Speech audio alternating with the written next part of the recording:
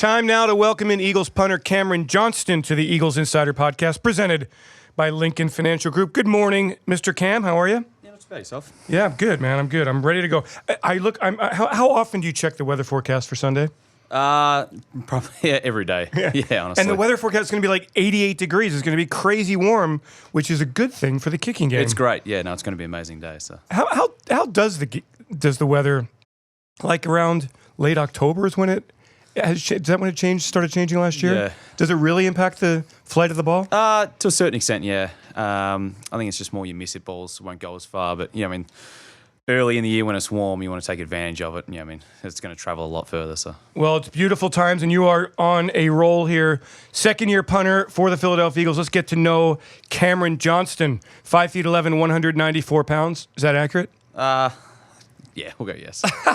Okay. 27 years of age. So second year of the NFL, a little late entree to the game of American football. Born in Geelong, Australia. Is that how you pronounce Geelong. it? Geelong, Australia? Yeah. Darn it. But I do have some good information on it. It's 50 miles away from Melbourne, which is the capital of the state of Victoria, Australia. Home to Geelong Football Club, the second oldest club in Australia. How huge is football in Australia? So that's Australian football. Yes. American football's Yes. growing, but Australian football is probably the number one sport there. How big are the crowds? So the semi-finals just happened, and they're probably 100,000, 90,000. So. Is that right? Yeah, no, the Geelong, they're actually still in it, and they're doing really well. Geelong. So, yeah. Geelong, I see Yeah. Geelong. No, you're good. The first Australian to play American football at a meaningful level. Do you know who that is? Erin Bennett. No. Oh, this is good. I'll get to educate you as well, because I have a pipeline. I have all the names, and there's some Eagles who've been here. The first Australian to play American football at a meaningful level was former Australian rules footballer Pat O'Day in 1898, who was a college football Hall of Fame player. He played at Wisconsin. He coached at Notre Dame, and his nickname was the Kangaroo Kicker. It's been happening for a long time. Why is there, in your experience, Cam, like when were you aware of the NFL and even the possibility of coming over here and being part of it? I think it was from a young age. You always know of the NFL. Not the knowledge that I know now, but I think it was always a bit of a joke that, growing up playing Australian football, it's predominantly punting the ball, like passing it. So it was always a bit of a joke between people. It'd be pretty cool to go over there and try it. And then it sort of became a reality when I was around 21. So when I sort of thought, hey, let's actually give this a go. So. Oh, so prior to that, what you were doing football, you were playing with the Melbourne Demons, is that correct? Yes, yeah. And what position were you playing? Center, midfield. So it's just a lot more running. So Okay. yeah. So why'd you decide to give it a shot? Did somebody see you? Did you take a football and start kicking it? Like what's the process? So I was doing professional Australian football, just didn't work out in the end. So wanted to stay within a professional sport, and I saw, this is a pathway. Nathan Chapman at Pro Kick Australia, he created a program. And I think there was 10 or 15 guys that had already been through, gone to college. And went and met with him, and then he said, within a year we can get you to a big time college. And I think the next day I started. So that was you went to learn how to the technique of punting an American football. Yeah, so Nathan, he started a great program, and they get you to the schools as well. So all the kids in college now from Australia, they've all come from the similar program. So interesting. I mean, we've been touched by it, of course, with Matt McBriar, with Sav Rocca. Ben Graham had a great career in America. Of course, Erin Bennett had a great career in America. Michael Dixon is still is ripping it up with Seattle. How competitive is it over? How many young men have this dream over there? It's growing. I think it's growing rapidly right now. I think I saw a photo the other day. I think he started out, Nathan and John started out a couple of years ago with 5 or so players and getting them to schools, and now I think there's 40, 45 people per year trying to get over. And then if you look, with colleges there's only 100 and something.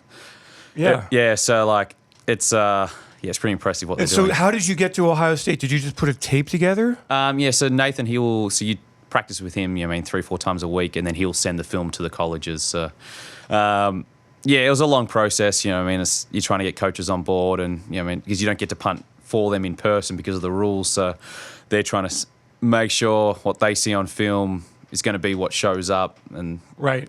so, yeah, I mean, it's a long process. I think it would have took 6 to 8 months or so, but once it all went through, it was good. How did your folks feel about it?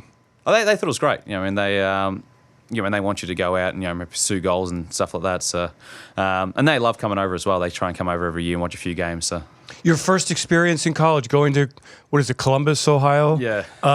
Which I've never been, but I hear it's an amazing campus, great academic institution, and from a football standpoint, second to none. What was it like? You're coming over from Australia. Was it literally your first day on campus? Was the first day of... I think it was Whirlwood. I went...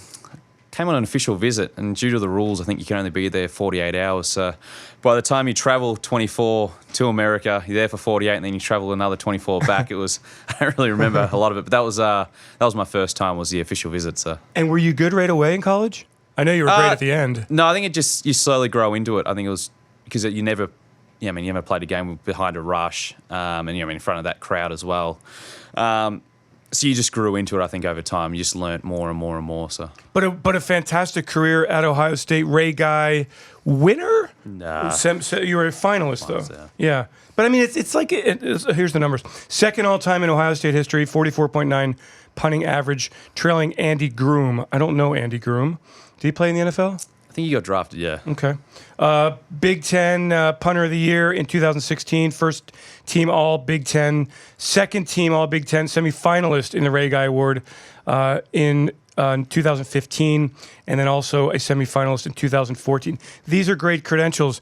And yet, punters rarely are drafted.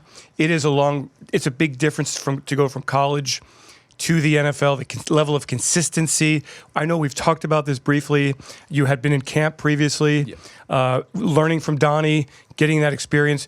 And what was that like for you? I think it was a great learning experience, really, because in college we predominantly did rollout punts, which is you're on the run, and due to the college rules, you can got to take advantage of it. So, but those rules, they're not in the NFL. So I think it was great to be able to learn from him, and then take what I learned from that, take a year to really, fine tune and work on a few things, and then come back, stronger and better. So. And that rollout punt is done so that players can get down the field. They have an opportunity to release and get down the field in coverage. Yeah. So in college, if you roll out to the right for a right-footed punter, the backside of the long snapper, those 2 or 3 guys can all free release and get down there. So.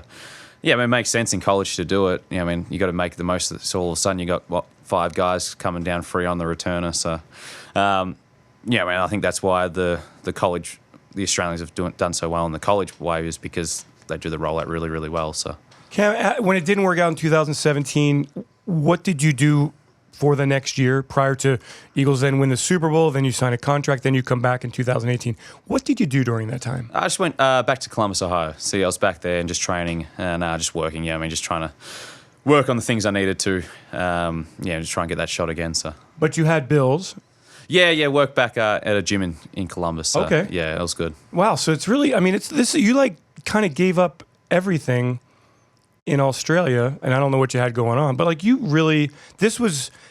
You were going to give this every single thing that you had. It wasn't like, hey, I didn't make it, I'm going to quit and go back to Australia. No, you got to buy. You buy fully into it, and you're going to make it happen. So I think that was the goal, was to make it happen. I knew, I thought that I was good enough to be in it. So I was going to give it the biggest crack that I could. So coming out of Philly, did Dave Phipp say, hey, Cam, just keep working at it. You're close, or did you kind of feel it? Oh, I knew what I had to work on. I think I knew where I lacked and what I need to improve on. And I think that was the best thing from that first training camp was, you're able to learn and really, take away what you need to, really fix. So. If an average person was taking a snap behind a line, live rush, what would I think? What would I see? What would I feel? Would it be just a blur of speed? And that first experience has to be mind-blowing. Yeah, you try not to look too much, but I think, your first time, it's just how quick the guys are. You got big dudes, and they're flying down as well. So, I think it's just the speed of it. I think that's the biggest difference. It's the speed of it. So you're not rushing. You don't want to rush your technique. Yeah, you just want to. I think it's more you practice so much with your get off time that if you're in that get off time, that the blockers will block and you'll get the ball out. So if you stay within that time frame, you should be good. So last year with the Philadelphia Eagles, first NFL season, single season franchise records. So, people, are you aware that Cameron Johnston and how good he has been with the Philadelphia Eagles? Franchise record gross punting average 48.1 yards. Franchise record net punting average 42.7 yards. Ranked third and fourth in the NFL, respectively, in those categories. You were tied for fifth in 60-yard punts, tied for eighth in 50-yard punts. You've been great in touch. You've been great in direction. This thing is really, Cam, really going the way you want it to go. This is a great credit to you, to Dave, to all the work you guys have put in. You must feel great. Yeah, no, it feels good. I think it's, that's a credit to really the guys, the gunners and the guys running down the field. Last year they were amazing, and this year they've, Mac on the weekend with that play down there on the one. It's awesome I think play. that's the biggest credit to them is, because you may miss it a few, but they still somehow they get down there and they make a play. So they really do bail you out. So in Atlanta, punts of 54, 57, 46, and 52 yards, a 52.3 gross average, and a 49.3 yard net average, 52.3 gross average, the second best single game mark of your career. Last year at Tampa Bay, 56 yard average. This is good stuff, Cam. I'd like to talk about the art of punting and what makes where's the contact? What is the sweet spot? What is the key to success? I think it's just repetition and consistency. I think is the biggest thing with punting, and all special teams aspects. I think it's just going out there and getting the reps in every single day and feeling comfortable. And then, when you get out there in the game, you don't think about it. You just go. You've done the work. So, for people who don't know, do you kick every day? No, twice a week. Isn't that crazy? Yeah. So what are you doing the rest of the time? Recovery and yeah. You can't punt every single day. You're going to be blown out. You're going to be blown out by the time you get to the game. So I think most of it's just recovery and stretching. Are you a crazy flexible guy? Nah, not at all. Nah. I'm surprised. I think it's different because I'm on the shorter side of punters, height wise. So I think mine's more of a, it's more the leg swings are short, powerful. Trying to drive the ball. Where if I was 6'4", 6'5", I'd probably want to be a lot more flexible and use more my long levers type of deal. So. The other aspect here is the holding aspect, which is critical. You have to be, you've earned that job. You've done a great job with it. Difficult for you to learn that job? Was that maybe just as difficult as learning to be a punter in the NFL? Yeah, it was good to do it in college. That was really helpful to do it in college. But every kick is different. But Jake's great, and being able to hold for him's been really, really, really good. So and he's kicking really well at the moment. So have you seen Ace Ventura? No. You've never seen the movie Ace Ventura? No. Are you familiar with Laces Out? Yeah. Okay. Yeah, I've heard that a lot. Yeah. Well, it's great stuff, Cam. We're all excited. Nobody is talking about you, which is the greatest news of all. But I want to talk about some things here. Let's have some fun with Cameron Johnston. 5 questions for Cameron Johnston, and I've got 10 of them here, so we'll see how far we go. Who is the greatest athlete in the history of Australia, in your opinion? Go Don Bradman. He was a cricket player. So. Okay, interesting. Okay, I would maybe say Rod Laver because I'm a big tennis fan. Yeah. Who's the best athlete in the Eagles locker room? I'll go with Jake. He's you pick any little small sport out, he dominates in it. Well, we did a question. I ran around the locker room a couple of weeks ago, and I asked that very question, and Jake was the winner. Yeah. Jake is great at How competitive are you guys? Really competitive, but he's Can you beat him in anything? Whatever he picks up, he's really, really good at. So that's impressive. That's freaky. Are punters football players? Yeah. Okay. Well, so in America, for years, kickers have been. Yeah. It's been like this little joke that kickers aren't football players. You say the punters are football players. We'll go. Yeah. I know. You know why I say that? The tackle you had last year in New Orleans, Cam. The amount of exposure you got, the amount of attention you got. What was that like? And what was the tackle like? That was my first career tackle. I'd never made one in college. It was fun. I think it was good to finally get a tackle. Really. So you crushed him. Okay. Best part of the job, being a punter in the NFL? I think just going out with the guys every single day and practicing. You're doing what you love, and you're not working a 9-to-5 job. You get to be out there playing football, playing in front of a ton of people every single week. So, and you never know how long it's going to last. So, okay, how would you describe the general appearance of your feet, particularly your right foot? Is it damaged at all? Nah, there's not like a big gigantic callus on it. Nah, I think it's fine. I think it's all good. Have you ever tried to kick without a shoe on? Yeah, that hurt. Wasn't Matt? Didn't Matt do that? McBriar? I think he kicked without a shoe on. It's one of the guys kicked without a shoe on. There was someone, I think, it used to be a kicker back in the day. Well, we used to have a field goal kicker, Tony Franklin, way back when, who kicked without a shoe. But I thought maybe I'm wrong. That Maybe I'm my wires are crossed here. This is a question that I ask as many people as I can, including Zach Groen, Eagles media relations czar, who is sitting in the room here, and he thinks he's like way better than the truth is. But I will ask this question: if you caught a kickoff at the goal line and caught it cleanly and ran it out during a game, how far would you get? Touchdown. I'm taking it. Jeez. You're taking it the whole way. You're taking it the way. Zach thinks he can get to the 20-yard line. I mean, like, if I caught it, first of all, catching it cleanly is the hard part. I don't think I'd get past like the 5 or 6, 7. I mean, I'm 54 years old. Oh, the blocking's the blocking's really good. So you're gonna get it out there. Okay. All right. I just don't think that I think I'd crap my pants, man. That would be tough. You've got 2 dogs, Buddy and Marty. Why are dogs and they're shelter dogs, right? Yeah. Why are dogs so important in your life? Oh, they're great. I mean, they're really, really good. My fiance, she's obsessed with dogs as well. So, I mean, she wants as many as she can get, really. So. And how far will you go? Pardon? How many will you? If your fiance wants them? Oh, she'll. I don't think I have a say in that. I think okay, very good. Tell me about Philadelphia, Cameron, and how you feel about Philly and what you like about Philadelphia. I love it. I think it's, I mean, the fans are passionate. I mean, you go into the stadium every week, and I mean, it's crazy in there. So I think that's the biggest thing is just, fans who are passionate, and the city's great. So. Are people aware of who you are when you're walking down the street? Nah. Really? You want to go? Nah. Relatively normal size. That makes a difference. People don't recognize you. Gosh, that's great living in anonymity. It's awesome. All right, if you could educate us, please, on a couple of fun things here. Australian slang terms. These are put together by Chris Barletto. Now, we did this with Jordan Mailata, and they weren't exactly accurate according to Jordan. So we'll give you the slang term, and you translate it into an English saying. Okay, the first one is fair dinkum. Oh, that's a tough one. That'd just be like something that's good. Yes. Yeah. True, real, genuine. Another saying, Bob's your uncle. Something that's pretty obvious. Meaning you're all set. Okay, yeah. Okay. A budgie smuggler. Oh, what would they be like? I mean, like what you wear to the beach, like a Speedo type deal. That's exactly right. The budgie. So that's what they call it, the budgie, okay? What is an esky? Oh, I don't know that one. A beverage cooler. Oh, esky. Oh. Esky. Yeah, that's right. Yeah, esky. no, yeah, sorry. And then what is a furphy? That's a beer, isn't it? A furphy? Oh. Furphy is a false or unreliable rumor. Oh, my bad. Okay. How hard is it? Is Philly slang hard? Yo, like, do you ever say yo? You ever catch yourself saying yo? No, I haven't. No. I need to spend some more time here. So. Yeah, well, we look forward to having you spend a lot of time here.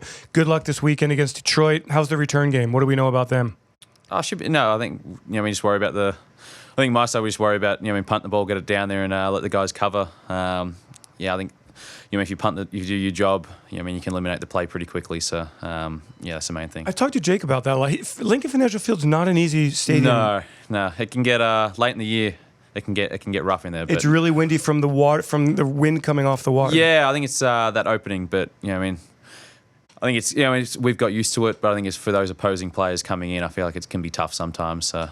Good. That's why it's a home field advantage. Cameron Johnston, we thank you. Continued great success, and let's go Eagles. Let's win on Sunday against the Detroit Lions. Thanks, Cam. Thanks so much for joining us. Next up here on the Eagles Insider Podcast, we will hear from the voice of the Philadelphia Eagles, Merrill Reese. And reminder, we do want you to subscribe to the podcast, rate us, send us your thoughts on what we can do better to help you here on the Eagles Insider Podcast. Brought to you by Lincoln Financial Group Insider Dave Spadaro. We'll be right back.